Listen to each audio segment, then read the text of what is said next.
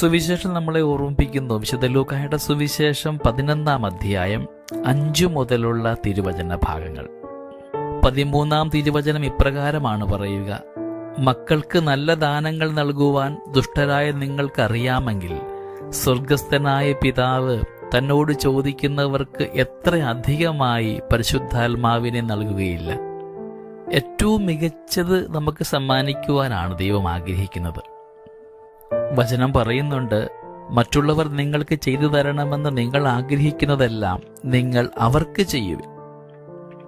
നമുക്ക് ചെയ്തു കിട്ടണമെന്ന് നാം ആഗ്രഹിക്കുന്നത് എപ്പോഴും ഏറ്റവും മികച്ചതാണ്.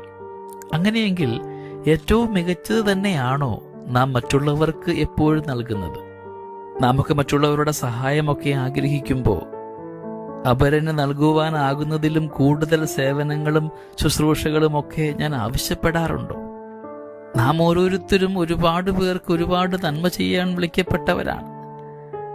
എൻ്റെ ജീവിത പങ്കാളി, എൻ്റെ മക്കള്, എൻ്റെ സഹോദരങ്ങള്, എൻ്റെ അയൽക്കാര്, എൻ്റെ ഇടവക സമൂഹം, ചുറ്റുവട്ടങ്ങള്, അങ്ങനെ എനിക്ക് ഭരമേൽപ്പിക്കപ്പെട്ടിരിക്കുന്ന ഏവരും എന്നിൽ നിന്ന് ഏറ്റവും മികച്ച ശുശ്രൂഷയാണോ സ്വീകരിക്കുന്നത്?